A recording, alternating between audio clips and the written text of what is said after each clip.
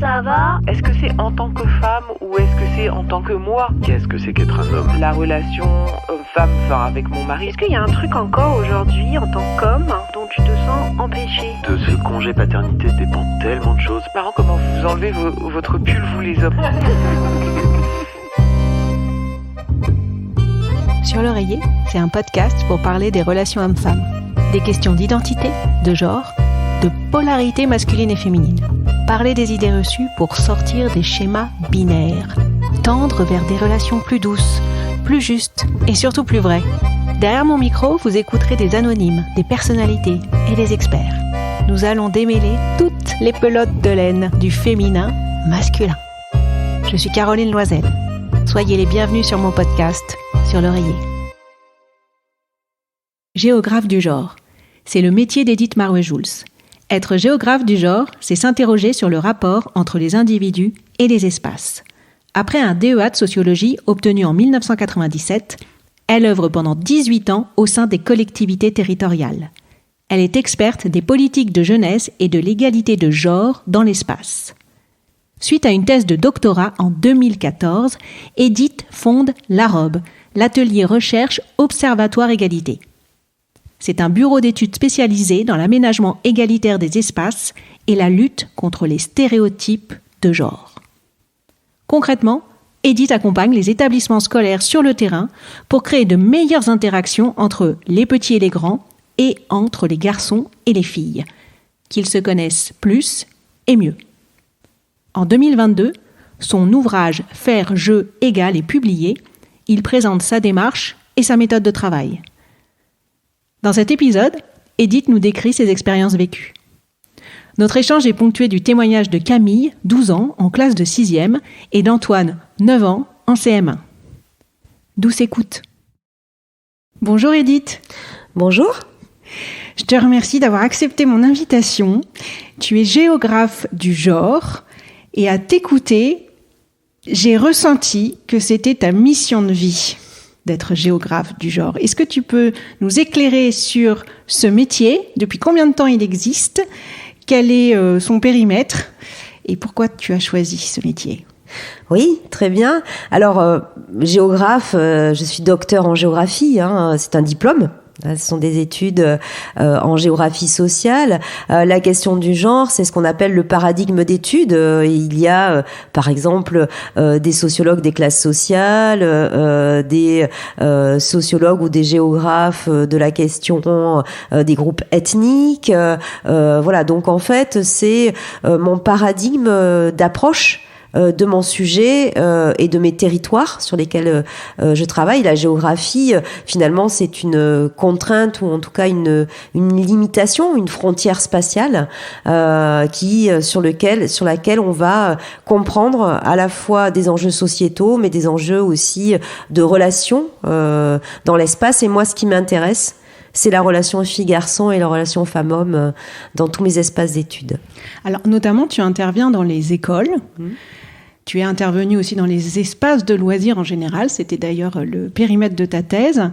Qu'est-ce qui se passe aujourd'hui quand on te fait intervenir? Qui te fait intervenir? Quelles sont les interrogations qui sont posées à ce moment-là où on appelle Edith? Alors, aujourd'hui, ce sont ce qu'on appelle les propriétaires du bâti scolaire.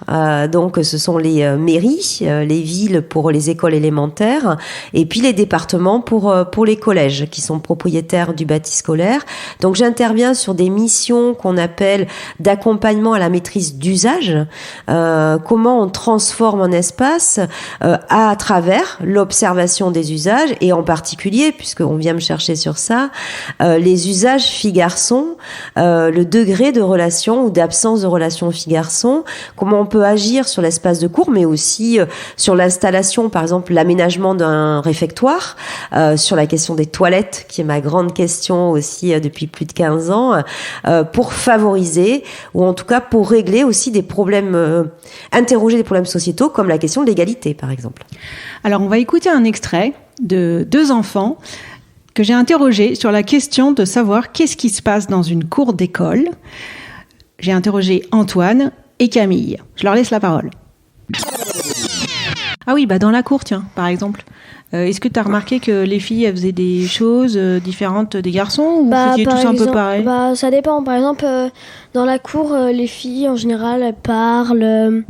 Elles peuvent aussi jouer, mais par exemple, je vais faire des chats. Mais par exemple, les garçons, ils sont plus foot. En fait, ça s'appelle l'AS, c'est dans la cour entre midi et 13h50. Non, 13h10 et 13h50. C'est plein de sports variés. D'accord. Et ça, en général, il n'y a que les garçons qui les font. Ah oui? Mais les filles, par exemple, elles vont plutôt là-haut faire tennis de table ou badminton. Ça D'accord. Et pourquoi les filles, elles vont pas faire les trucs de l'AS, là? Si, c'est toujours l'AS, mais elles font pas de foot parce que il y a que les garçons, en fait, et ça les intéresse pas. Ouais, du coup, ok, ça marche. Bon, du coup, je vais reposer la même question à Antoine. Dans la cour de récré, tu joues à quoi, toi?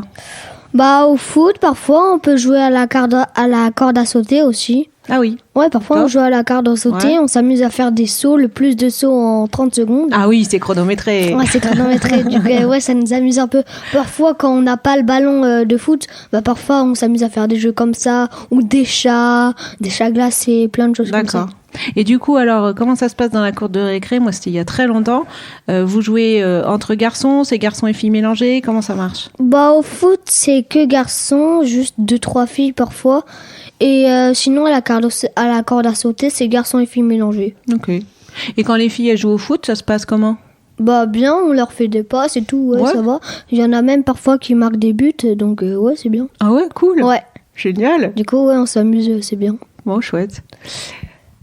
Camille, tu veux rajouter quelque chose sur à quoi tu joues toi dans la cour Ça dépend des fois. Par exemple, parfois on parle de divers sujets, mais parfois on fait des chats avec les garçons, parce que si on fait que les filles, en fait, c'est mieux de, je sais pas comment dire, mais de mélanger un peu. Ouais. Et c'est amusant.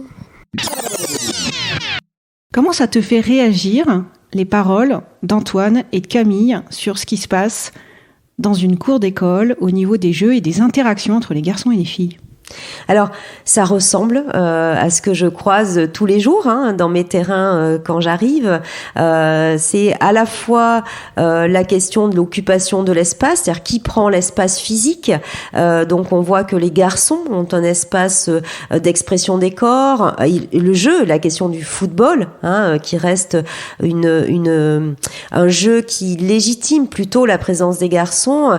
D'ailleurs, on entend bien que quand ils jouent à chat, tous ces jeux de chats glacés, les chats loups vipères, etc. Où là, on est sur une prescription de public, enfin, qui sait jouer, c'est ça, c'est la question d'être fort en ça aussi, qui est beaucoup plus mixte. Donc, on voit bien que cette question de pas jouer ensemble ou de pas partager, par exemple, un jeu collectif ou un jeu sportif, c'est pas naturel. C'est aussi une forme d'organisation, une forme peut-être interdit, mais aussi sûrement une forme d'interdit, d'empêchement, c'est-à-dire tu ne peux pas jouer, ou je pense, ou j'ai entendu vous les filles vous êtes nulles au foot, et donc du coup je vais pas m'autoriser à aller dans cet espace-là, puisque elles font du sport.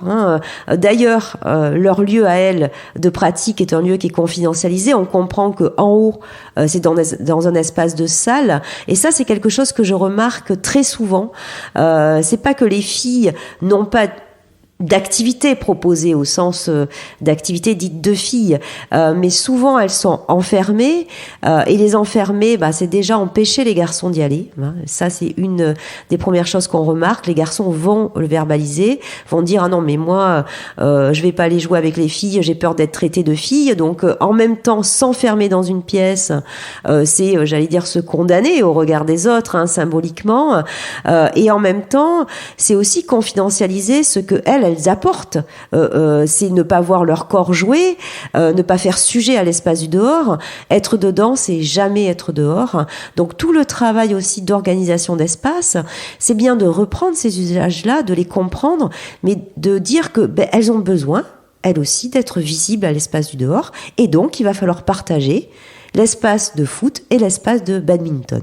Alors, on pourrait te rétorquer, j'imagine que tu as déjà eu cette objection. Écoute, Edith, c'est la nature, ça a toujours été comme ça. Pourquoi tu veux absolument que les filles jouent au foot et les garçons à la marelle? Alors, Déjà, c'est pas la réalité du quotidien des enfants. Voilà. Il faut comprendre que être à égalité, c'est avoir les mêmes droits. Hein, c'est ça, être à égalité. Donc, quand on travaille en face-à-face pédagogique avec les classes, la première question que je leur pose, c'est qu'est-ce que c'est d'après vous être à égalité ? Bah, c'est avoir les mêmes droits, madame. Très bien. Donc, on peut formuler cette phrase, on est tous différents et tous égaux. Et en fait, la différence, vous voyez, très simple, la catégorie filles-garçons, elle va masquer des différences, que ça soit d'ailleurs en termes de développement, en termes de goût, qui sont des catégories beaucoup plus pertinentes. Par exemple, petit-grand. Hein, quand on est petit, quand on est en CP par rapport à un CM2, cette question d'être fort en ça, hein, ou de connaître, ou de pouvoir prendre sa place, elle se joue aussi. Hein, la question je suis performant, je suis fort, je suis meilleur que toi dans ce jeu-là, elle peut aussi se regarder au regard des activités extérieures. Si vous faites du foot en club toute la semaine, le dimanche, que vous soyez une fille ou un garçon, mais que vous pratiquiez cette activité-là en dehors, vous allez monter en compétence, donc vous allez être plus fort. C'est vrai pour le foot, c'est vrai pour le basket, c'est vrai pour l'art plastique, pour la musique, pour toute autre activité. Donc il faut réinterroger aussi nos catégories de pensée. Donc elles ont le droit, mais moi ce que j'entends, c'est qu'il y en a qu'on a envie, qui est l'expression d'une liberté. Parce que souvent on dit, elles ont le droit, elles y vont pas, c'est qu'elles veulent pas. Hein, la question de vouloir, d'avoir le droit et de vouloir, c'est bien le triptyque de la liberté. J'ai envie, j'ai pas envie. Sauf que moi, j'entends qu'on oublie une notion qui est centrale, qui est la question de pouvoir le faire. On me dit non. On me dit que je suis nulle. La question de est-ce que je peux le faire, ça met en scène cette question de l'empêchement, de l'interdit. Je te dénie un droit, je te disqualifie d'office. Hein. Tu es une fille, tu ne dois pas savoir faire. D'ailleurs, on entend dans ce reportage que quelques filles... Oui. Vous voyez, donc... Ils font des passes à ces filles et parfois elles marquent un but. Voilà, alors déjà, il y a la question, est-ce que jouer au football, c'est la mise en scène de la performance individuelle, donc de marquer que des buts. Moi, c'est quelque chose que j'interroge aussi sur le jeu. Elles savent pas jouer, elles marquent pas. Mais pardon, dans une équipe, tout le monde ne marque pas. Et encore heureux. Encore heureux qu'il y en ait qui défendent, qu'il y en ait qui fassent des passes. Voilà, enfin, c'est toute la question de à quoi on joue. Est-ce que c'est vraiment au football qu'on joue ? Parce que si c'est au tir au but, des fois je leur dis, vous n'avez pas expliqué votre jeu. Donc les personnes qui veulent y rentrer, et ça exclut aussi tous les autres garçons, parce que ça on n'en parle pas, hein, mais ça exclut notamment la question des grands et des petits. Vous voyez, les CM2, ils vont vous dire non, on joue pas avec les CP, ils sont trop petits, on a peur de leur faire mal, etc. Et donc quand on observe ça, on voit qu'en tirant ce fil de est-ce que j'ai le droit, est-ce que j'ai envie, mais qu'est-ce qui me rend possible de le faire ? Eh bien, on va travailler toutes ces notions qui sont le cœur de la question féministe aussi, c'est-à-dire de la domination ou du pouvoir au sens collectif des garçons, mais aussi au sens de la mise en scène de la relégation. Je vais entendre, moi, quand on marche sur le terrain, on nous pousse, nous, madame, on peut pas traverser, on se prend des ballons, enfin tout ça. Donc c'est des verbatims du quotidien, en fait, qui montrent bien qu'il y a un pouvoir qui s'exerce, un rapport de force qui est inégalitaire, mais c'est aussi la notion de pouvoir, et c'est ça qui est très important dans mon travail, c'est celle de rendre possible. Oui, parce que donc les filles ne se sentent pas en capacité de pouvoir le faire, et les garçons ont l'air d'avoir des comportements qui ne rendent pas non plus possible le fait qu'elles puissent rentrer. Et ça va dans ce sens-là, et ça va aussi dans l'autre. Quand tu disais tout à l'heure, j'imagine que les garçons n'ont pas envie d'aller en espace plus confiné à l'intérieur pour aller jouer au badminton. Voilà, comme disait Camille, c'est dans les deux sens que ça se joue. Mais tout à fait, en fait. Et donc là, rendre possible, c'est la manière dont on va transformer aussi la manière de jouer ensemble, la question du partage, la notion de partager, parce que c'est partager à la fois, et on l'entend bien aussi, de partager avec qui on joue, c'est-à-dire qui a le droit de jouer, tout le monde en vrai. C'est ça. Donc, il va falloir s'organiser avec ça. Moi, quand j'entends les garçons, enfin, certains garçons qui jouent en classe et qui me disent « Oui, mais madame, de temps en temps, on les accepte, les filles. » J'ai dit « C'est pas possible. On vient de définir ce qu'est l'égalité, c'est avoir le droit. Donc, tu n'as pas à autoriser ta camarade. Oui, elle a le droit d'être là, donc il va falloir travailler avec ça. Donc, ça, c'est extrêmement important et les enfants le comprennent. Et la deuxième notion de partage, c'est partager à quoi on joue. C'est-à-dire qui décide du jeu. Et ça, c'est extrêmement important. Pourquoi ? Parce que quand on fait un travail de diagnostic avec les enfants, quand on leur dit, quand on leur demande d'abord, qu'est-ce que tu as envie de faire, toi ?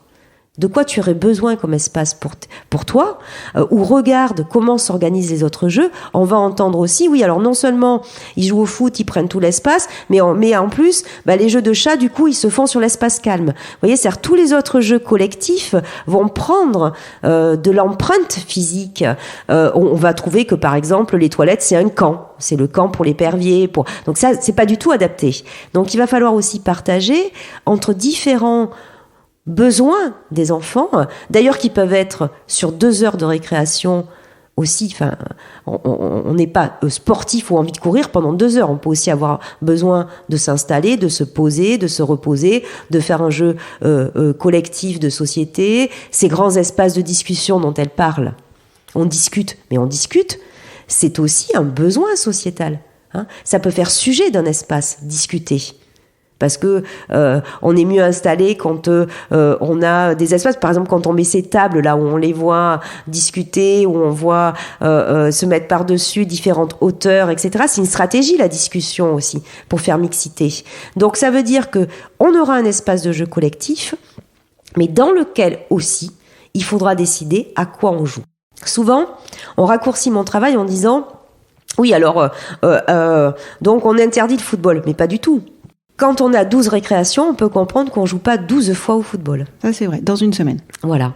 Donc, parfois, ce qu'on te dit, c'est à ce moment-là, on va interdire le football tous les jours. Alors, c'est pas ce qu'on me dit, c'est le reproche qu'on me fait quand on comprend pas mon travail. Voilà, j'ai eu, je sais pas combien d'articles. La géographe qui veut interdire le football, pas du tout. En réalité, sauf que c'est un jeu comme un autre. C'est un jeu aussi qui est identifié, pour lequel faire de la mixité, c'est beaucoup plus compliqué. Que ça soit la mixité petit-grand, encore une fois, ou filles-garçons, comme on l'entend très bien là. Donc, il doit arriver dans un processus aussi où on a appris, où on a joué à autre chose. Mais c'est vrai pour n'importe quelle pratique qu'on va dire fédérée. C'est ce que j'ai dit au départ. C'est-à-dire que voilà, il y a des personnes qui peuvent apprendre. Les garçons, en l'occurrence, jouent au football, en tout cas sont légitimes pour occuper cet espace sportif-là quasiment partout, dans l'espace public, mais c'est aussi les plus gros clubs dans l'omnisport, etc. Donc par exemple, travailler sur des jeux qu'on va inventer ensemble, puisqu'en réalité, faire jeu ensemble, c'est avoir les mêmes règles, c'est ça qui peut exclure. On revient sur la notion de droit aussi, qu'est-ce que j'ai le droit de faire dans le jeu. Donc avec les équipes, travailler sur des Koh-Lanta, moi je me rappelle qu'il y avait un jeu qui avait été mis en place qui était Battle Royale, là, qui sont des jeux en fait qu'on fait sur les téléphones, mais qu'on va reproduire à l'espace grand. En fait, là, on est tous aussi et tout à niveau, à égalité sur la question de la performance, c'est-à-dire je sais bien le faire, voilà. Et là, on va s'amuser et apprendre aussi, à jouer comme ça. Ça permet aussi de faire de la mixité après dans le football, de consentir que tous et tout ensemble, on peut avoir une place et que la question de se faire plaisir ou d'être aussi dans la compétition, c'est aussi l'équilibre des équipes. C'est pas que la mise en scène de la performance individuelle. Voilà, et ça c'est intéressant à travailler. Alors parfois, dans les cours d'école, il y a des carnavals. On écoute un petit extrait. Est-ce qu'il y a eu un carnaval récemment dans ton école ? Oui, il y en a eu un le 24 mars et on s'est bien amusé. J'étais un joueur de foot. On a fait du foot, on s'est amusé. On s'est mis en chaussettes dans la classe parce qu'il y avait un peu de l'eau. Et ouais, on s'est bien amusé, c'était bien. Donc toi, tu as choisi le déguisement de joueur de foot ? Oui. Ok. Et tes copains ? Mes copains, il y en avait qui étaient en capitaine marin. Il y en avait aussi qui étaient en pirate. Il y a aussi des filles qui étaient en princesse ou en... Aussi, il y en avait une en pirate, une fille. Ouais. C'était bien ? Ouais, c'était bien. Beau. Du coup, on voyait les déguisements des autres et du coup, ouais, c'était amusant. Du coup, la dernière fois que tu t'es déguisée, c'était à quelle occasion ? Bah, c'était aussi pour un carnaval en primaire, je crois. Et tu te souviens en quoi t'étais déguisée ? Oui, en Cléopâtre. En Cléopâtre ? Avec une robe blanche et plein d'accessoires bleus et jaunes. Et qui est-ce qui a eu l'idée de ce déguisement ? J'hésitais entre princesse et Cléopâtre et je trouve que ça faisait plus original de me déguiser en Cléopâtre qu'en princesse parce que je pensais que tout le monde allait se déguiser en princesse. Et alors, ça a été le cas ? Oui, il n'y avait pas beaucoup de Cléopâtre et plein de princesses différentes quand même. Plein de princesses différentes ? Et en quoi elles étaient différentes, les princesses ? Bah, c'est pas la même couleur de robe. Ah oui. Mais sinon, c'était des princesses avec des noms ou pas ? Ça faisait référence à des films, à des dessins animés ? Oui, c'est par exemple Réponse ou Aurore, ça dépendait. Aurore, elle vient d'où déjà, Aurore, la princesse Aurore ? Je sais plus c'est quel film, mais elle est blonde. D'accord. Ok. Et là, si t'avais une soirée qui était organisée, ou toi-même, c'était toi qui organisais une soirée, et tu voudrais que ça soit déguisé, t'aurais envie de te déguiser en quoi en ce moment ? Bonne question. Un truc plus original que princesse, toujours princesse Cléopâtre. Ouais. Peut-être en une fille de manga, je sais pas. Ah ouais, une fille de manga. Ah ouais, c'est marrant. Une fille japonaise, je sais pas. Ok, très bien. Dans les écoles que tu accompagnes, est-ce que tu constates les mêmes types de déguisements, garçons-filles ? Et qu'est-ce que tu en penses ? Qu'est-ce que ça révèle ? Alors, c'est extrêmement intéressant, Carnaval. Et d'ailleurs, c'est intéressant pour tout le processus de cette question égalitaire. Vous savez, quand on entend, ça change. Moi, ça fait des années que je travaille sur ces questions-là et je me rappelle de maîtresses.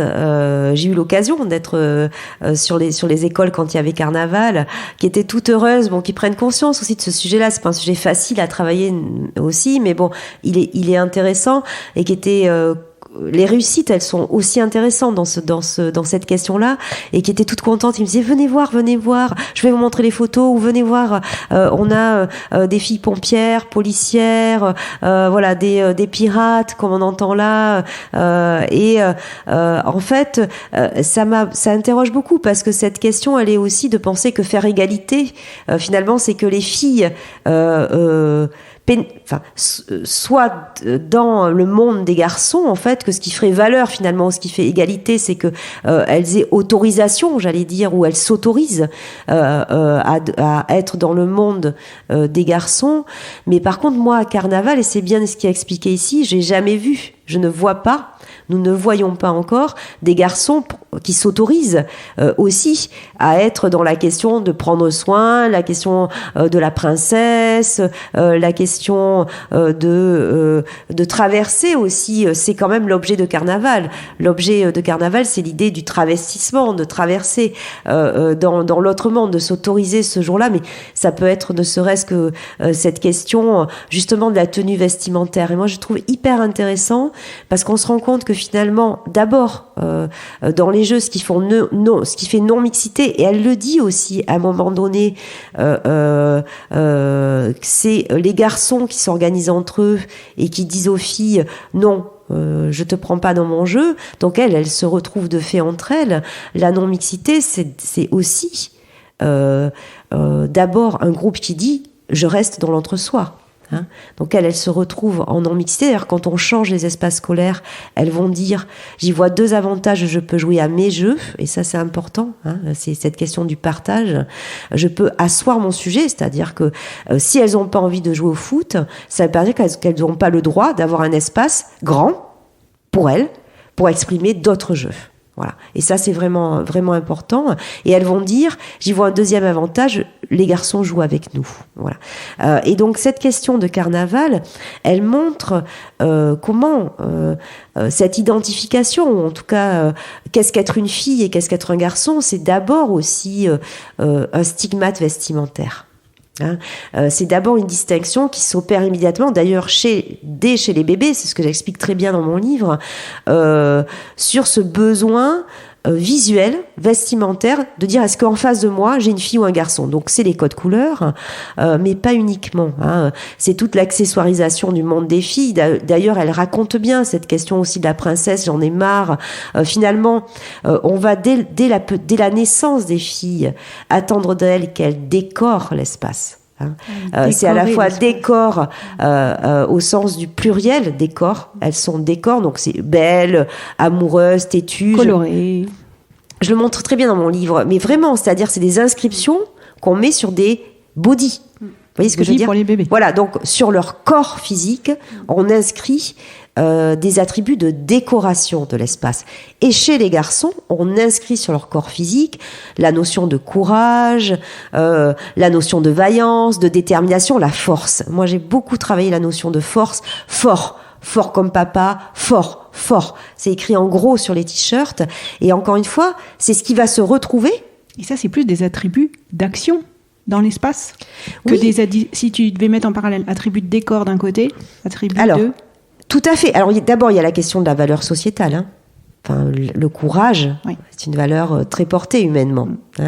La question de la vaillance, de la détermination, c'est du vocabulaire aussi de travail, par exemple. Donc, on peut pas dire que ça influence pas cette question-là. Et d'ailleurs, on la retrouve dans les comportements. Donc, je vais décorer, je me mets en princesse.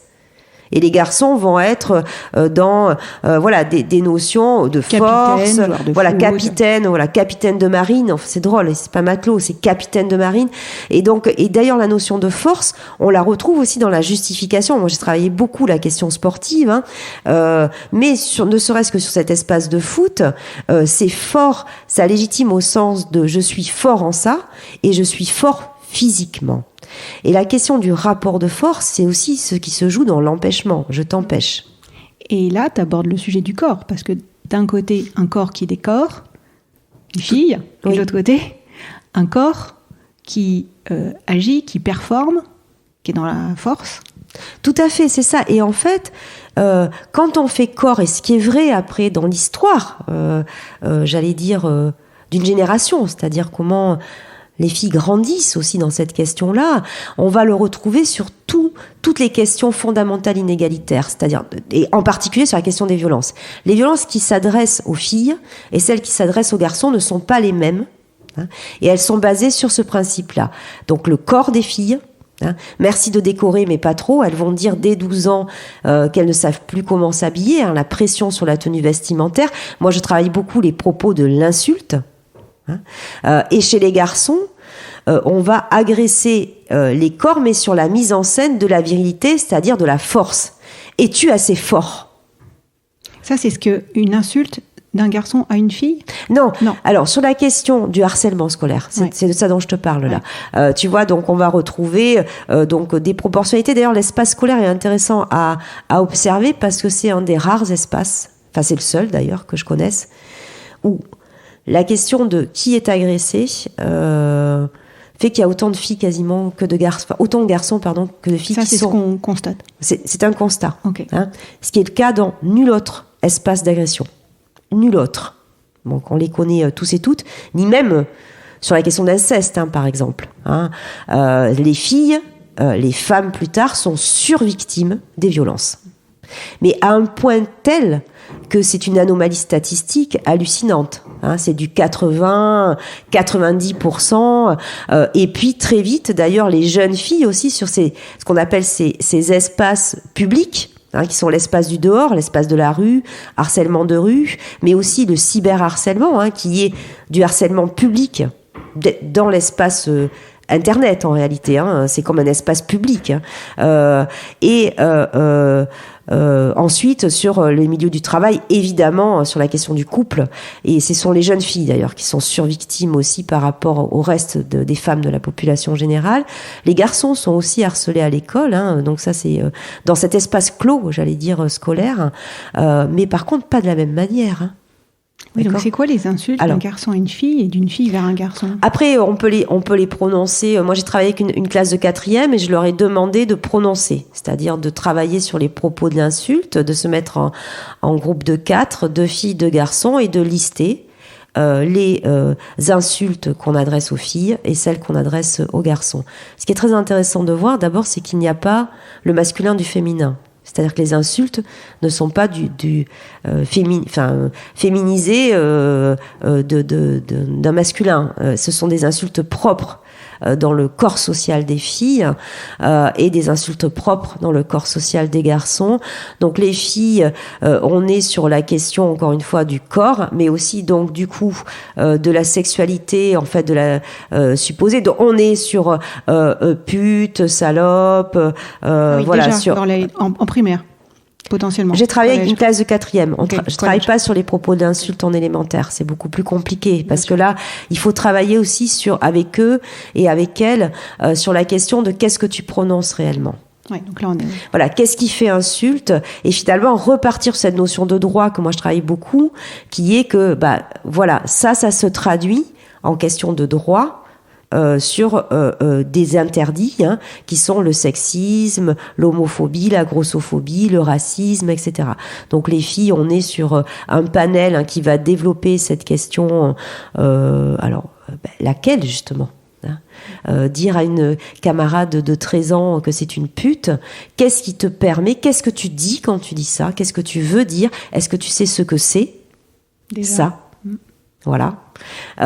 Et donc c'est toutes ces questions de est-ce que c'est possible pour une fille d'avoir plusieurs amoureux, qu'est-ce que tu condamnes en fait dans cette question-là collectivement, qu'est-ce qu'on condamne, filles comme garçons d'ailleurs Ouais. Voilà. Oui, c'est-à-dire que le harcèlement fille-fille et garçon-garçon se base sur ce système-là des agressions fille-garçon, en tout cas ce qu'on appelle des stéréotypes aussi, des identités d'appartenance. C'est comme si ça faisait ce vêtement physique doit à un moment donné devenir un vêtement social, définir un vêtement social. Donc l'interdit par exemple des garçons aux vêtements physiques des filles, parce que j'ai pas fini là-dessus, mais c'est extrêmement important. C'est-à-dire comment les garçons se constituent en tant que groupe vestimentaire, c'est l'interdit à ce que portent les filles.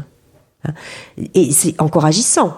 Aujourd'hui, on se demande encore si un garçon, ça peut porter du rose. Mais c'est agissant sur l'identité d'appartenance, pas sur ce qu'on est vraiment, mais aussi sur la question du harcèlement, sur la question de la relégation. C'est-à-dire qu'on se moque.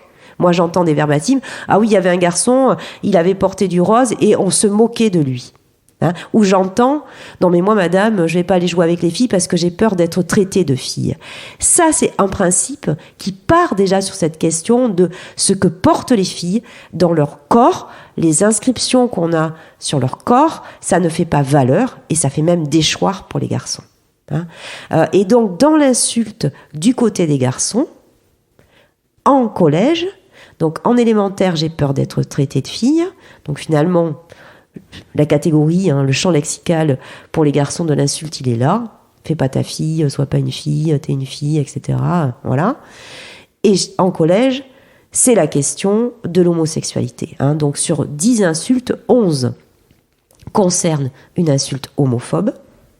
PD, tapette, tout le panel du champ lexical. Et là, ce sont à la fois des filles qui peuvent dire ça à un garçon ou des garçons qui peuvent dire ça à un garçon. Oui, bien sûr. Parce qu'après, on a travaillé sur l'émergence du propos de l'insulte. Quand c'est que ça arrive ? Est-ce que c'est une relation interindividuelle ? Est-ce que c'est une relation d'un groupe ? Est-ce que c'est dans la cour de récréation ? Est-ce que c'est dans la classe ? Est-ce que c'est dans le couloir ? Est-ce que c'est dehors ? Est-ce que c'est dans l'espace de rue ? Est-ce que c'est dans la pratique sportive ? Dans les entraînements. Donc ça, c'était très intéressant aussi à relever. Mais ce qui était aussi extrêmement frappant, c'est que de la première réaction, c'est de dire pour eux, oui mais bon, en fait, on s'insulte, mais bon, c'est pour rigoler, c'est entre amis. Et ça, c'est extrêmement important aussi de le mesurer. Est-ce que tu es bien sûr de ça ? Et justement, qu'est-ce que tu produis aussi sur les autres ? C'est-à-dire quand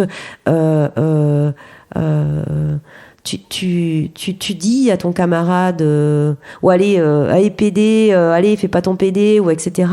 Qu'est-ce que ça produit sur la question qu'est-ce que tu veux lui signifier, qu'est-ce que ça produit sur la question de l'homosexualité masculine. Enfin, cette notion-là, elle est prégnante depuis toujours en fait. C'est quand même un processus. Moi, ce qui me surprend, c'est qu'il y a une production générationnelle de cette question-là en fait. On est toujours sur la même question. fais pas ta pute, mais merci de décorer un petit peu quand même. Et voilà. Pas ta fille. Et sois, enfin oui, et fais pas ta fille et fais pas ton PD, quoi. Hein, oui, c'est ça. Fais pas ta fille, fais pas ton PD, en fait. C'est voilà. ça l'équivalent. Et ça, c'est extrêmement intéressant parce que moi, j'ai beaucoup travaillé sur cette notion d'homophobie. Parce que c'est quelque chose de très particulier qu'on va retrouver dans le monde adulte après, hein, d'accord. Normalement, ce qui relève de la phobie, sur des groupes sociaux, par exemple l'islamophobie, alors la cathophobie, je sais que ça n'existe pas, mais bon, enfin, des choses comme ça, c'est que finalement, on a peur de quelque chose qui nous est étranger. C'est-à-dire que, voilà, on va dire non, moi je suis pas comme ça, voilà, je te rejette parce que tu m'es étrange par rapport à soit ma culture, soit ma religion, etc. Il faut quand même qu'on mesure que dans la question de l'homophobie, c'est pas du tout ça. Dans la question de l'homophobie, on a peur d'être identifié comme homosexuel quand on est un garçon d'ailleurs, hein, parce que c'est quand même la question, c'est essentiellement la question de l'homosexualité masculine. Quand on parle d'homosexualité, on ne voit pas la question des filles. On a peur d'être identifié comme homosexuel, qu'on le soit ou pas. Et ça, c'est d'une violence. C'est-à-dire que le risque, il est là. Il faut surtout pas qu'on puisse penser que, quelle que soit ma sexualité, et ça c'est une souffrance évidemment dans le groupe des garçons eux-mêmes aussi, hein, mais aussi c'est un interdit à des tas de relations, à des tas de perméabilités au monde des filles, parce que n'importe quoi finalement peut poser cette question, et donc c'est ok, c'est un PD, pourquoi ? Parce qu'il mange avec les filles à table, parce qu'il va jouer, il va prendre un espace de discussion, parce que il va adopter des codes vestimentaires, porter un bracelet, mettre du vernis à ongles. Je veux dire, on est quand même sur des choses comme ça, c'est-à-dire que ça crée cette norme-là, elle va créer des interdits qui, à un moment donné, nous rendent en incapacité de faire appel à nos valeurs. Alors, quand tu travailles avec les écoles sur tous ces sujets-là, que ce soit l'espace de la cour d'école, l'espace des toilettes, l'espace de la cantine, et toutes les activités qu'on peut trouver dans une école, comment ça se passe ? Quelle est ta démarche, ta méthodologie, et comment tu embarques l'ensemble des encadrants ? Parce que derrière, pour que ça se fasse, tu as la notion d'espace, mais tu as la notion des personnes, bien sûr. Alors moi j'ai beaucoup de chance j'ai beaucoup de chance. En tout cas, j'ai choisi une méthodologie qui est une méthodologie immersive. Donc moi je pense qu'un territoire ça se vit, hein. Donc j'ai fait de la géographie mais de la sociologie aussi, et donc la chance que j'ai c'est qu'on me suive dans cette méthodologie là, donc qui vise à travailler sur 4 à 6 mois sur un établissement scolaire, alors pas avec un présentiel quotidien, hein, mais avec une méthode de travail qui demande aussi du temps. Donc je vais travailler en classe sur ce qu'on appelle des face-à-face pédagogiques, avec des outils d'ailleurs de la géographie qui est sa propre perception, spatialisation de l'espace, c'est-à-dire je vais leur demander dessine-moi ta cour, où es-tu le plus souvent, avec qui, comment tu te déplaces. On n'a pas parlé des mobilités, mais c'est extrêmement intéressant, hein. Les mobilités différenciées des filles et des garçons sur l'espace qui après préfigurent nos mobilités en tant que femmes. Encore une fois, traverser un espace vide ou vague ou très visuel, ça s'apprend, et ça s'apprend dès l'enfance, comme ça se mésapprend aussi, hein, à faire sujet central d'un espace. Et donc les filles ont des mobilités de bord et des mobilités utilitaires. Je vais du banc aux toilettes, etc. Et les garçons crabouillent. Voilà. J'aime bien ce terme. C'est-à-dire ils se déplacent, ils me disent moi je vais partout, madame, comment je fais ? Vas-y, mets-moi ton dessin. Et on les voit occuper, alors pas tous les garçons, mais cette espèce d'insouciance, d'égale liberté. Donc, en fait. Statistiquement, ça se voit sur les dessins. Mais bien sûr, alors les dessins, c'est d'une richesse pour moi en termes de travail. C'est d'abord quel espace ça prend dans ma tête. Par exemple un espace collectif, le jeu du foot, etc. Comment sur mes dessins, en fait, déjà, je mets mon petit espace à moi, un immense espace qui est pas forcément, en accord avec la réalité, hein, de la mesure spatiale des espaces. Mais déjà, c'est super intéressant. La question de l'amitié, qui pour moi est une question centrale, hein, je vais leur demander avec qui es-tu le plus souvent à l'espace de cour de récréation. Donc, en fait, ils se préfigurent avec un F bref, entourés. Et puis, si c'est une fille, par exemple, et je leur dis, tu me mets, voilà, si t'es avec 2 filles, un garçon, enfin voilà, je montre un exemple. Et là, je vais tout de suite voir les amitiés non mixtes, et c'est étudié de manière scientifique. C'est-à-dire qu'on fait des tableaux dans lesquels on va dire, ok, on a 59 dessins, voilà, 50 dessins présentent des amitiés non mixtes. Aussi, la question du groupe, combien j'ai d'amis? Bien sûr, ceux qui n'en ont et celles qui n'en ont pas, hein. La question de l'enfant isolé, c'est extrêmement important aussi pour nous, hein. Être seul à un espace de cours, c'est vraiment quelque chose d'intéressant. Et puis je vais leur demander, d'après toi, y a-t-il des espaces où il y a beaucoup de garçons et des espaces où il y a beaucoup de filles? Et ça, c'est extrêmement intéressant aussi, puisqu'on voit la question que j'appelle de la préemption d'espace, cette masse. Des fois, ils mettent des tonnes et des tonnes et des tonnes de G. Il y a évidemment pas 40 garçons sur un espace, mais c'est comment visuellement je me représente en fait cette masse-là. Et puis aussi, objectivement, regardez que les filles, finalement, ne font pas nombre. Très rarement, très peu ou très petit nombre. Leur visuel, elles sont visuelles sur les bords et enfermées aux toilettes. Bon, donc tout ça, pour moi, c'est des outils extrêmement riches. C'est ce que j'appelle de la subjectivité objective. C'est-à-dire que c'est un outil pour moi qui permet à ce que chaque enfant s'exprime sur cette question-là, parce qu'on sait très bien que dans le débat collectif, c'est beaucoup plus compliqué. Voilà. Et ensuite, on va avoir un débat qui ne consiste pas à demander qu'est-ce que tu attends de ta cour de récréation, mais qui va poser toujours et systématiquement les 2 mêmes questions. La première, c'est quoi être à égalité pour vous? Et la deuxième, est-ce que c'est important de se mélanger entre les filles et les garçons? Quelles que soient les réponses, enfin, définir l'égalité, c'est extrêmement important. À partir de là, on va tirer des fils sur le consentement au partage. Avoir les mêmes droits, ça veut dire que il faut avoir des espaces de négociation. J'ai le droit de jouer à ça. J'ai le droit de vouloir jouer à ça. J'ai le droit de jouer à ça. Comment on fait? Tu veux jouer au foot? Je veux jouer à chat, ou à la balle assise, ou au ballon prisonnier. Comment on fait? Qui décide de ça? Et ça, on va pouvoir les aider après. Mais c'est aussi partager, c'est laisser sa place. Et ça, la notion de renoncer. Ok, t'as le droit, aujourd'hui je te laisse ma place. C'est extrêmement important, parce que après, ça préfigure aussi dans des relations probablement plus intimes, de laisser partir, de renoncer à la relation. C'est extrêmement important, et on va donc travailler sur ces notions-là quand je leur demande est-ce que d'après toi c'est important, c'est la question que je leur pose, est-ce que c'est important de se mélanger entre les filles et les garçons? Je leur demande pas s'il faut le faire, voilà, est-ce que c'est important pour eux et important aussi sociétalement, et que j'entends oui madame parce que comme ça on peut apprendre à se faire confiance, et que j'entends oui comme ça on peut devenir amis en fait. Et c'est là aussi où je pense qu'on mesure pas cette question-là, c'est que l'absence de relation fille-garçon, ça fait relation violente plus tard, et que le premier refus dans je joue dans l'entre-soi, c'est la notion d'amitié, qui est une des notions pour moi humaines les plus riches. Et alors, pourquoi c'est si compliqué, l'amitié fille-garçon? Ça l'est dès le CE2, peut-être même avant, c'est préfiguré, et c'est durable. C'est-à-dire qu'au collège, on ne résout pas cette question-là. Au contraire, elle s'aggrave.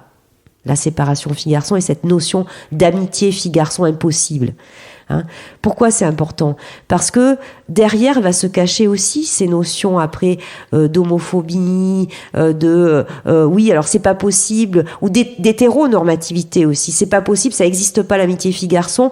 On est soit amoureux, j'allais dire, soit on est dans un rapport de séduction, soit il y a un doute sur sa vraie identité, quoi. C'est-à-dire que comment ça se fait qu'on soit perméable au monde des filles quand on est un garçon, ou inversement, qu'est-ce qu'on a à se dire, à discuter si c'est pas pour entrer en rapport de séduction? Ben non, en fait. Donc à la fois ça interroge, et puis aussi cette question quand même qui est de dire déjà tout petit, oui mais bon, on joue pas ensemble parce qu'on va dire qu'on est amoureux, ou oui, mais est-ce que l'amitié, ça peut être aussi un présupposé ou une préfiguration de l'amour? Pourquoi pas? Enfin, s'aimer, c'est se connaître aussi, c'est partager des choses. Donc c'est extrêmement intéressant et l'amitié, c'est aller trouver chez l'autre des sujets, des objets de conversation, de commun, d'humanité. Moi je dis toujours la mixité fille-garçon, ça peut être aussi le conflit, le dissensus. On n'est pas amis avec tout le monde. C'est pas ça qu'on cherche dans la relation, dans la mixité. Mais l'interdit à aller chercher dans l'autre monde, en fait, une relation amicale, c'est quand même grave.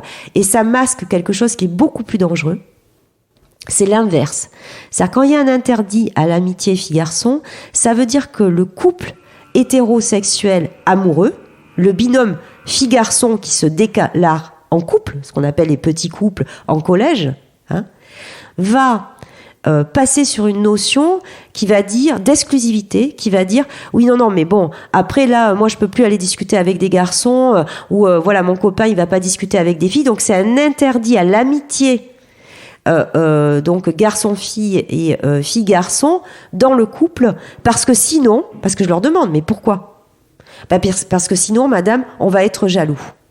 Et là on voit bien qu'on est sur les prémices plus tard des violences. Voilà. Et c'est extrêmement important de pouvoir le verbaliser, ça. En fait, ça s'apprend aussi qu'un couple, c'est pas, s'aimer, être ami, avoir sa propre émancipation, sa propre construction aussi individuelle, c'est pas quelque chose qui affaiblit le couple.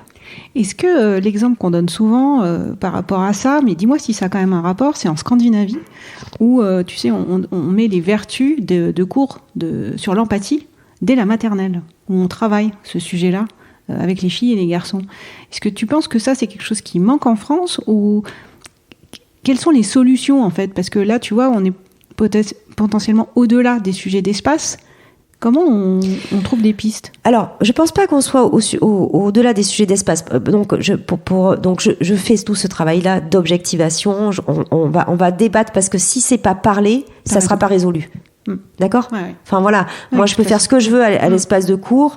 Vous pouvez faire des tyroliennes, des toilettes en diamant. Si à un moment donné on consent pas à ce que ces questions-là soient débattues, soient posées, ça ne sert à rien. Voilà, tout simplement. Et c'est aussi une manière d'embarquer le monde adulte dans cette question-là, parce que là, les enseignants et les enseignantes entendent ce qui se passe en classe, la manière dont c'est verbalisé, et ensuite on va le travailler sur l'objectivation, sur l'observation de l'espace de cours. Les enfants eux-mêmes vont regarder, je vais leur dire, parce que en fait il y a un déni. Vous êtes dans une classe qui est paritaire, et vous leur dites, est-ce que vous passez du temps ensemble ? Ils vont vous dire, attendez, oui. Non en fait, parce que quand ils vont commencer à regarder s'ils jouent ensemble, s'ils rient ensemble, s'ils mangent ensemble, en fait, ils vont se rendre compte que non. Tiens, justement, je te passe la séquence sur la cantine de Camille et Antoine. Et là, tiens, à la cantine, vous mangez entre filles et garçons, entre filles, entre garçons ?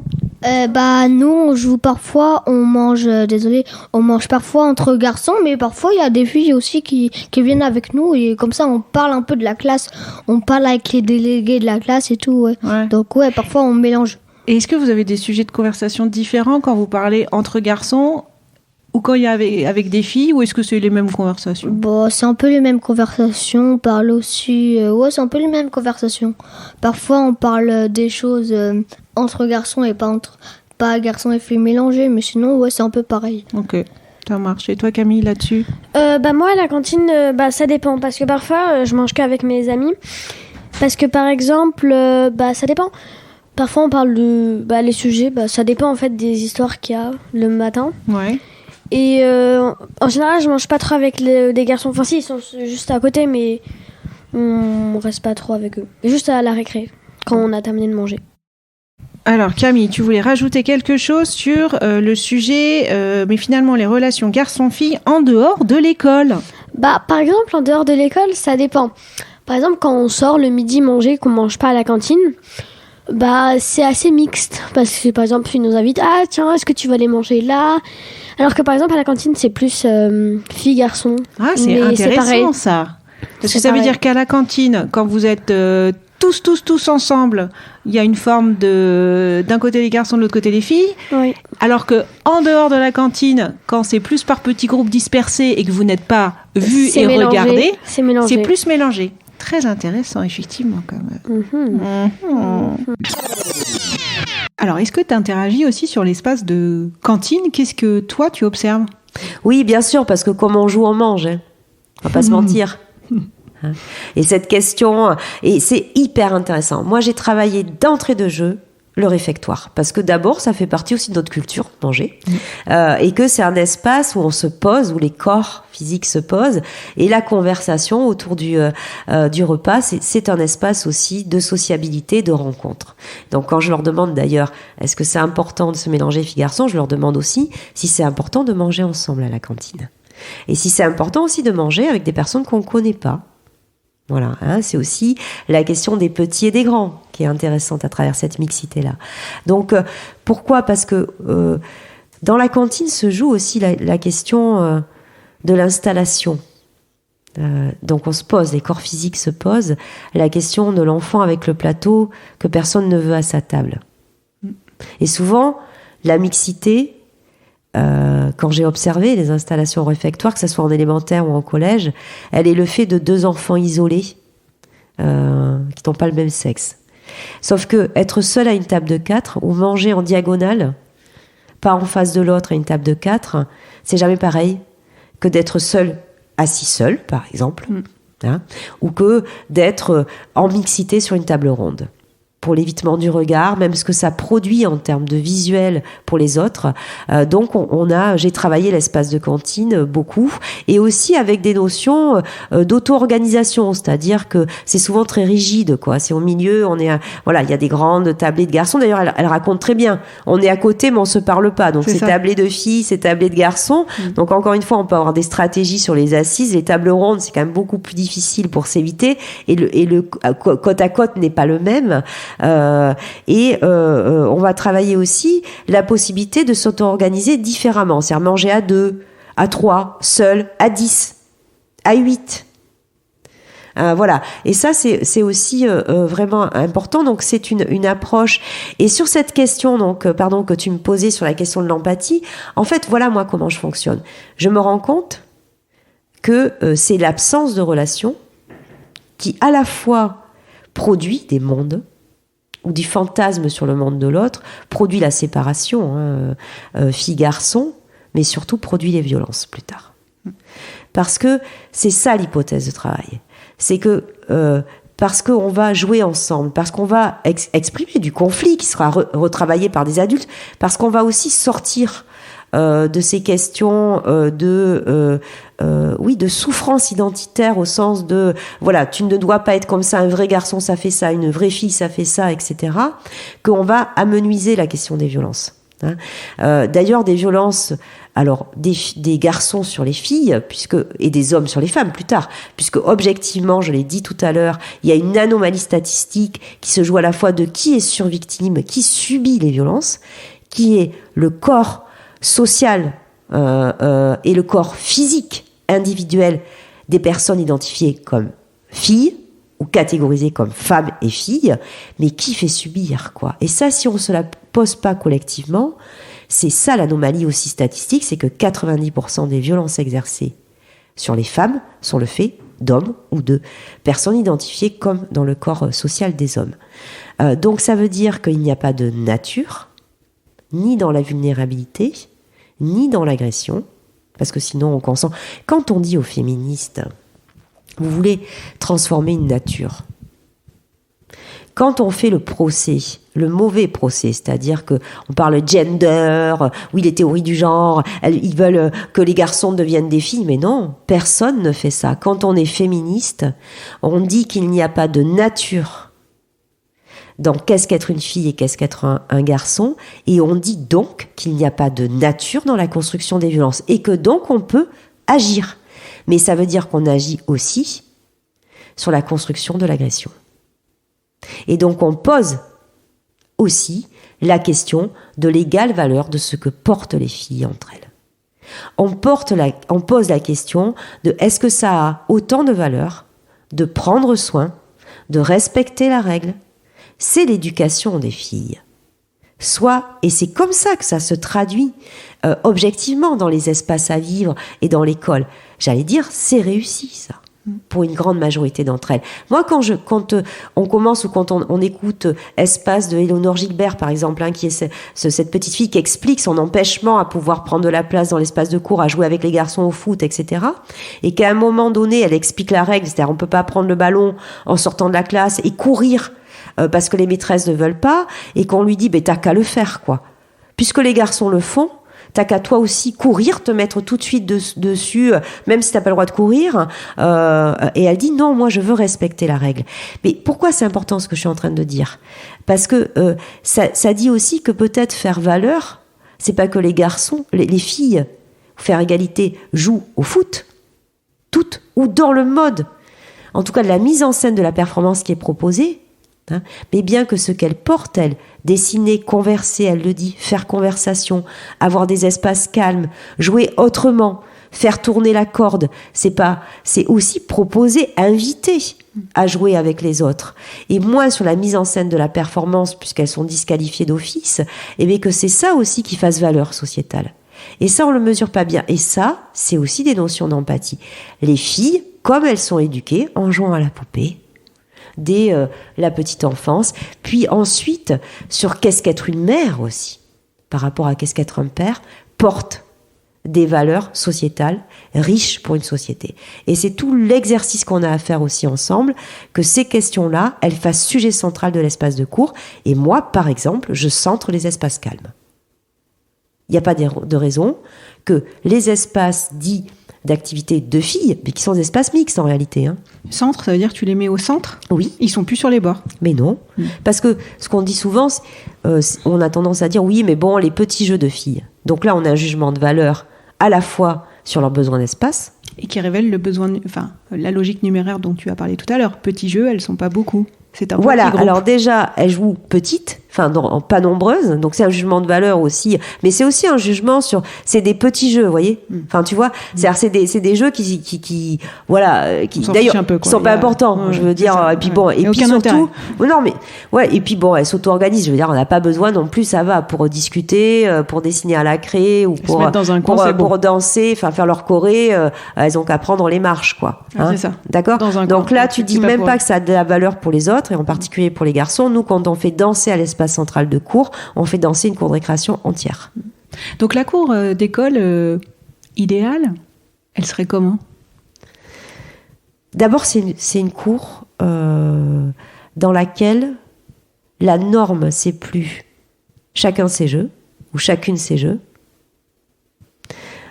où c'est plus l'entre-soi des filles et l'entre-soi des garçons, mais aussi l'entre-soi des petits garçons entre eux, des petites filles entre elles, la question des petits grands.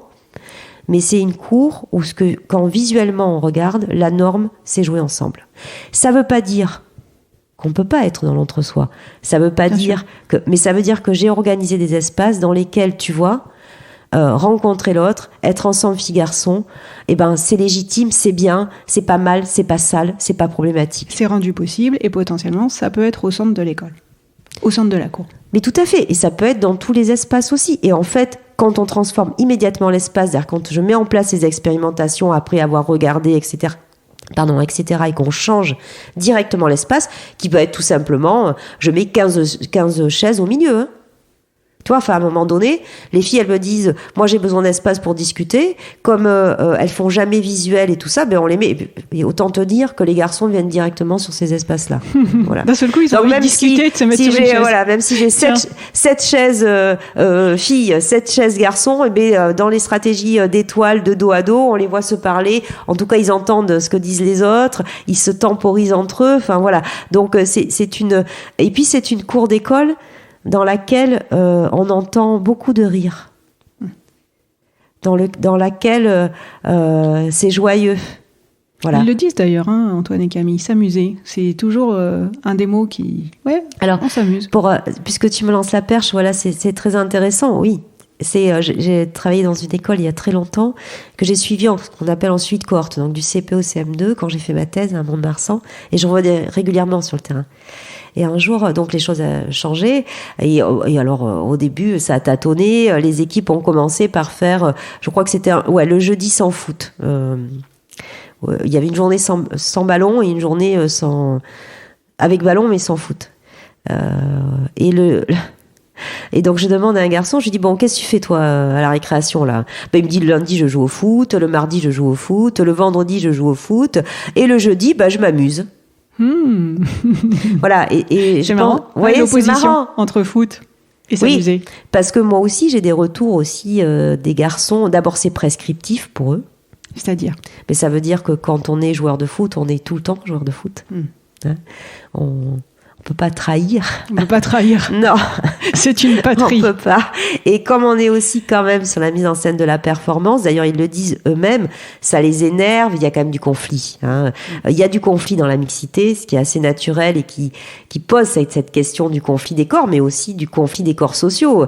Moi, quand je les fais jouer ensemble, c'est ouais, au début c'était super, à la fin ça s'est super mal passé. Ben vas-y, explique-moi pourquoi. Ouais, parce qu'après, au bout d'un moment, les filles elles ont commencé à dire qu'on trichait, etc. Cette question, voilà, de ok, mais bon, on va aussi travailler là-dessus. Je veux dire, la mixité, c'est pas du conflit, au contraire. C'est parce que s'exprime aussi le conflit des corps et des corps sociaux. Qu'est-ce qu'être une fille, qu'est-ce qu'être un garçon, que plus tard on fera pas violence dans la relation. Enfin, moi, je reste persuadée là-dessus. Et donc, c'est une cour dans laquelle aussi les garçons s'autorisent à rêver, à dessiner, à faire perles, à faire de la corde à sauter, à danser, à chanter, s'autorise la perméabilité avec le monde des filles parce que ça apporte autre chose. Et là, ils disent « je m'amuse » quand ils font pas du foot. Parce qu'il y a peut-être moins d'enjeux de compétition, moins d'enjeux de performance, de marquer des buts. Oui, et puis bon, je veux dire, c'est rendre possible pour tout le monde. Enfin, je veux dire, enfin voilà. Enfin, ça veut pas dire qu'il faut que les garçons arrêtent de jouer au foot non plus, qu'on leur interdise ça tous les jours. Ça ne voudrait rien dire. Non, c'est juste que ça circule plus. Alors, déjà, ça c'est très intéressant. D'abord, il y a aussi la question de catégorie, on l'a dit un petit peu au départ. C'est-à-dire, cette catégorie-là, elle est aussi, bon, des garçons c'est sportif, les filles c'est calme. Bon, bah non, en vrai. Voilà. Donc, déjà, il y a la mobilité sur les usages. Pardon, en 2 heures, on peut avoir envie de se poser, quoi. Voilà. Mais comme c'est des espaces ouverts, je viens, je prends le bouquin, au bout d'un moment je m'ennuie, je pose le bouquin, et voilà, et je reviens sur mon espace à courir. Ou tiens, là, je vois des filles en train de discuter, et des copains en train de dessiner, etc. Ben je vais sur la table, je fais mon dessin ou je fais mon jeu de société. Voilà, je passe du temps à faire ça, et puis hop, je ressors et je vais sur l'espace de jeu collectif. En fait, il n'y a pas d'identité sportif, non sportif. Chaque enfant peut avoir des moments où il a besoin de courir et des moments où il a besoin d'être au calme. Sur 2 heures de récréation, je pense que ça, c'est assez compréhensible par toutes et tous. Hein. Donc, il y a déjà cette question-là. Et puis, la question du foot, encore une fois, on peut aussi se poser, enfin, je l'ai dit, c'est à quoi il joue. Hein. Enfin, pour moi, un sport fédéré, c'est un sport qui est accompagné. Il y a des règles. Il y a aussi la question de l'espace dans lequel on joue. On joue pas sur un terrain de Ligue 1. Hein, voilà. Donc, jouer plus petit, on peut travailler plutôt de l'attaque-défense. Enfin, on n'a pas un terrain de foot, et encore heureux, dans un espace scolaire, quoi. Je veux dire, c'est pas le lieu. Quand on est un terrain de jeu collectif, donc ça veut dire qu'on va aussi réorganiser. En fait, qu'on va retravailler, c'est quoi jouer ou faire une partie de foot dans un espace qui est contraint. Voilà. Et moi, j'ai des enfants qui me disent aussi, des garçons qui me disent « Ah, mais c'est très bien, maintenant on joue plus petit. » Donc on joue, c'est-à-dire qu'on a moins d'espace, clairement, voilà. Et donc on joue différemment, on se fait moins mal, on s'insulte moins, on se court moins dessus. Et ils me disent aussi, c'est normal, parce qu'on l'a vu en classe, pour faire égalité, faut partager la cour. Donc c'est normal qu'on laisse de la place pour ceux et celles qui jouent pas au foot, et que les filles puissent trouver aussi leur espace. Et que eux-mêmes, de temps en temps, sont contents d'avoir d'autres espaces pour faire d'autres choses. Bien sûr. Sans être relégués sur les bords ou sans être mal vus.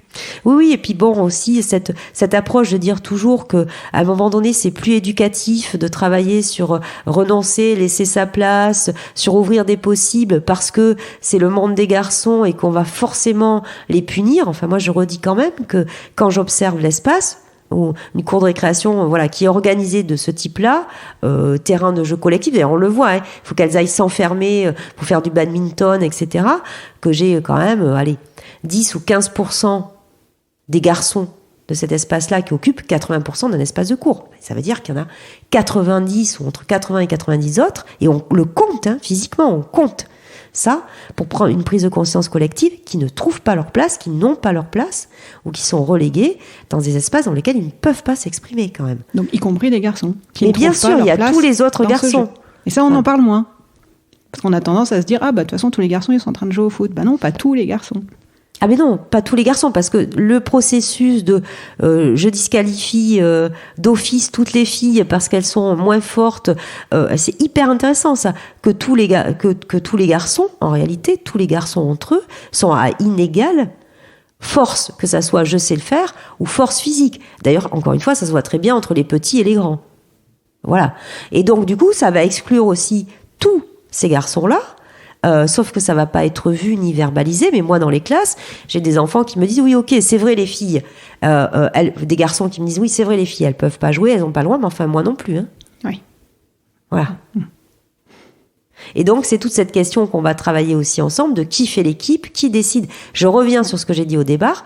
Partager, c'est partager le sujet, à quoi on joue.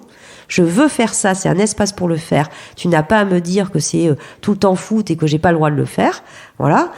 Et c'est partager avec qui on joue. Donc nous, on met en place des stratégies pour que ça soit le hasard qui décide. Mais oui, c'est ça. L'espace. Voilà. Qui donne plutôt le hasard et qui qu'on travaille avec les équipes d'animateurs et d'animatrices qui sont sur l'animation de ces espaces-là, ou au collège, avec un travail avec la vie scolaire, ou des intervenants extérieurs qui sont sur l'espace de cours.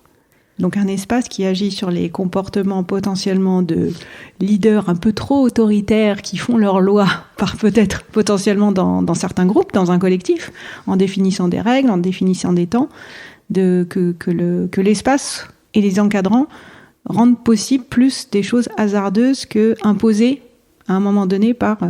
Oui, il faut avoir une stratégie. Alors après, il n'y a pas, pour moi non plus, spécialement, j'allais dire, en tout cas à cet âge-là, de leader naturel. Hein. Il y a aussi une mise en scène du leader. C'est-à-dire quand vous légitimez, c'est quand même simple à voir. C'est-à-dire quand vous faites de l'animation et que vous dites tous les jours, dans cet grand espace-là, on fait foot. Vous pouvez pas arriver et dire bonjour, moi j'aime, dans les petites récréations ou quand c'est pas animé, moi j'aimerais faire Chalou Vipère. On va te dire attends, pardon, tu vois bien que c'est foot qu'on fait là, on le fait tous les jours. Voilà. Donc et on légitime les routines. Et on légitime aussi toujours les mêmes garçons. C'est toujours les mêmes qui jouent aussi. Hein? Donc ça, il faut que les adultes qui animent cet espace-là soient en capacité de le voir. Et c'est bien eux qui disent aussi, fais l'équipe. Voilà. Vous voyez, tout ça, ça se travaille dans la question éducative, sur place, in situ, quoi. Ça se change dans la quotidienneté d'un espace. Voilà. Pour terminer, est-ce que tu as une question à me poser ou quelque chose que tu souhaites rajouter ? Alors, ce que je voudrais dire, c'est que... et ça, c'est vraiment important, c'est que souvent, on me demande mais qu'est-ce qu'on a à y gagner ? C'est-à-dire qu'on va interroger, en fait, si ces projets d'égalité filles-garçons, de rencontres, ce que je viens d'expliquer, de perméabilité des mondes, mais au sens de voilà, ce qu'on a dit, c'est-à-dire moi aussi, je peux mettre en scène de la force physique quand je suis une fille, moi aussi, quand je suis un garçon, je peux avoir de la sensibilité, développer chez moi aussi de l'esthétique, des tas de choses, comme si ça présupposait d'un danger. Moi, je voudrais quand même qu'on s'interroge sur mais qu'est-ce qu'on a à y perdre, hein ? À quel moment, qu'est-ce qui se cache derrière cette impossibilité à travailler l'égalité et la mixité filles-garçons ? Et la pluralité du masculin et du féminin. Oui, la pluralité des identités. Parce que bien sûr, c'est une normalisation. C'est-à-dire être sans arrêt, être vu, perçu par l'autre, d'ailleurs l'autre, quel que soit son sexe, sous couvert de ce qu'on appelle une identité d'appartenance. Et ne jamais pouvoir exprimer sa propre identité. Ne d'avoir pas la chance tout de suite, que ça soit encore une fois pour les filles et pour les garçons. Qu'après on valorise les cartables bleus, moi je le démontre dans mon travail, d'accord ? C'est ça qui fait une égale valeur. Ce qui fait une égale valeur, c'est d'abord de catégoriser, de dire es-tu dans le rose ou es-tu dans le bleu, es-tu une fille ou es-tu un garçon, et ensuite ok, t'es dans le rose, bon mais tu vas faire tes petits jeux, par contre le bleu, merci de venir au milieu, voilà, je vais te donner de l'espace, tu vas t'exprimer, etc. Donc c'est une hiérarchie symbolique, d'abord sur les valeurs, et c'est tout le processus de sexisme. En fait, ce qui est problématique quand on me dit du sexisme à l'envers, ça n'existe pas. D'accord ? Le sexisme, c'est le fait que tout ce qui va relever des attributs, j'allais dire identitaires propres ou d'identité d'appartenance des filles, tout ce qui fait sujet pour elles, converser, etc., eh bien, c'est dévalorisant, c'est déchoir pour les garçons. C'est ça, l'inégale valeur. Et le sexisme est le terreau de l'homophobie. C'est le même processus. D'accord ? Voilà. Parce que dans la question de l'homosexualité des garçons entre eux, il y a la question de qui fait la fille. Bien sûr. Et on va pas se mentir. Ou cette question de, voilà, un couple, quelque chose de normal, c'est un homme qui domine aussi. Oui. Et surtout pas dans la la femme sexualité, qui porte la culotte. la fille. Et surtout pas la femme qui porte la culotte. Oui, la mais fameuse expression. dans toutes ces questions-là qu'on retrouve, de la pénétration, mais c'est hyper intéressant. Enfin Ouais, voilà, tout à on se fait. parle aussi entre adultes. C'est-à-dire que c'est quand même hallucinant, parce que quand je travaille sur les propos d'insultes, je travaille aussi sur ce qu'on prononce. Donc en fait, on peut dire à quelqu'un t'es un enculé ou je vais t'enculer, qui est quand même, dans l'image, je vais t'enculer, on est sur un processus de relation sexuelle qui peut être une relation homosexuelle. Donc la personne agissante se met en situation, quand elle dit à notre garçon, le garçon ou à notre homme, je vais t'enculer, de relation homosexuelle. Tout à fait. D'accord ? Par contre, là, c'est pas du tout perçu comme ça. Non. D'accord ? Lui, il se dit pas, tiens, je suis en train de mettre, oulala, au secours, voilà, je vais être identifié comme homosexuel, donc au secours, vite, voilà. Non mais, enfin, c'est tous ces processus-là, quoi. Et je veux dire, c'est d'ailleurs tout ce qu'on va retrouver après dans les propos, même sur les réseaux sociaux, voilà, ce qu'on appelle les phases de harcèlement masculiniste. On est là-dessus, quoi. Ça ne change pas, enfin bon. Voilà, on ne parlera pas de l'actualité aujourd'hui, mais bon, il y a bien cette question-là qui va persister, quoi. Et donc, quand on se dit quand même, oui, mais bon, vous pouvez, par exemple, je vais prendre juste l'exemple des toilettes et je finirai là-dessus. Ah, super, Oui, on va finir par les toilettes. Ouais, parce qu'il est hyper. Je pourrais pas tout dire parce que c'est passionnant en fait. Mais quand on me dit, donc moi ça fait des années encore une fois que je travaille pour les toilettes mixtes et je travaille pour les toilettes mixtes au collège. Donc ça peut faire hurler. Toilettes mixtes, ça veut dire c'est les mêmes toilettes, quoi. Garçon-fille, il n'y a pas d'un côté. Ça veut dire qu'on partage un bloc sanitaire. Voilà. Donc sous condition d'aménagement du bloc. Donc ça, je l'explique bien. Et d'ailleurs, on va faire quand même 2 blocs parce qu'il vaut mieux que d'avoir des blocs de 60 000 toilettes. Mais on fera un bloc petit et un bloc grand, qui est beaucoup plus pertinent sur, encore une fois, cette catégorie qui masque. Donc il y a des tas de raisons que je peux justifier, mais je vais commencer par pas les justifier. Parce qu'on me dit, est-ce que vous pouvez nous justifier, nous donner l'argumentaire pour les toilettes mixtes ? Donc sans parler du collège, mais vous pourrez le lire dans le chapitre 6 de mon travail, c'est extrêmement important d'aller au bout de la réflexion. En parlant que de l'élémentaire, d'enfants qui ont 6 ans, la réponse que je fais, c'est pouvez-vous me justifier des toilettes non mixtes ? Oui, mais à l'inverse, la question. Excuse-moi, mais si tu veux, à quel moment on pense que il n'y a pas de production sociétale de la distinction, que la non-mixité, c'est pas un message pour les enfants. Qu'est-ce que tu penses que croit une fille à qui tu dis, à 6 ans, tu peux pas te mélanger dans le bloc sanitaire des garçons. Tu ne peux pas partager un espace où tu vas faire pipi dans ta cabine privée, où tu vas croiser un garçon. Qu'est-ce que tu penses que ça fait au garçon ? Quand tu lui dis à 6 ans, tu n'es pas en capacité de partager un espace avec des filles parce que tu représentes un risque pour elles. On va pas se mentir, là. Oui, parce que c'est ça. Non, mais on va pas se mentir. C'est ça l'enjeu. Donc tu construis.